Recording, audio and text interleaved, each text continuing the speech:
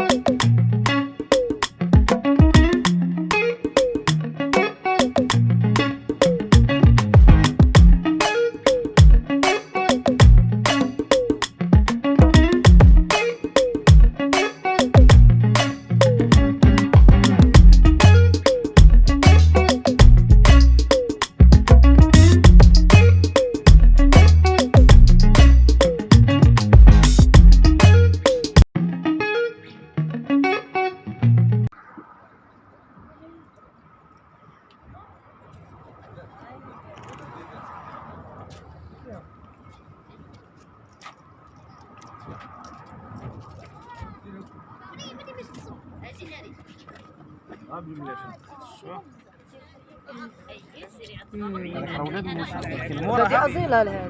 لا هذه أفورات. أفورات. أصيلة هي اللي غادي ماما مشى ماما. السلام عليكم من جديد، كنتمنى تكونوا بألف خير ان شاء الله. وانتم كتشوفوا فيديو اليوم كما كتشوفوا هنايا في مدينه ملال. كما كتشوفوا هذيك البلاصه سميتها افورار، لا هي هذيك هي المحطه ديال الضوء، هذيك هي المحطه الكهربائيه ديال افورار. انتما كما كتشوفوا هذه هي بني ملال. ودابا حنا غاديين ان شاء الله لشلالة أورزوط. بقاو معنا فيديو، شوفوا الفيديو كامل. واللي اول مره يشوف القناه ديالي تابونا في القناه ويدير اللايك والتعليق ديالكم زوينين. السلام عليكم.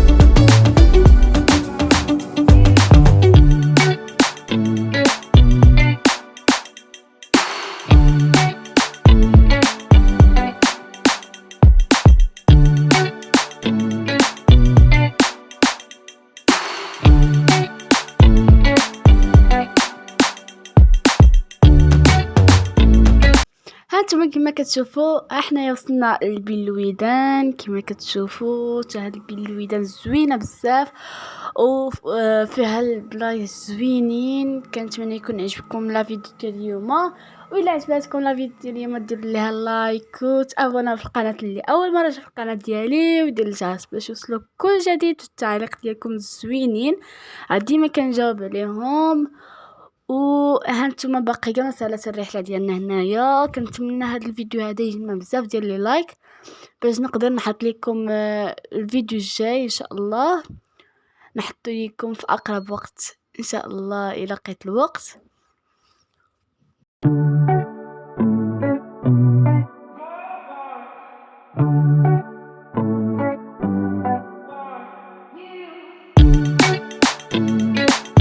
ولكن راه باقي الفيديو الجاي ان شاء الله غنديرو فيه شلالات أوزود وشحال من بلايص زوينين بزاف في بني ملال.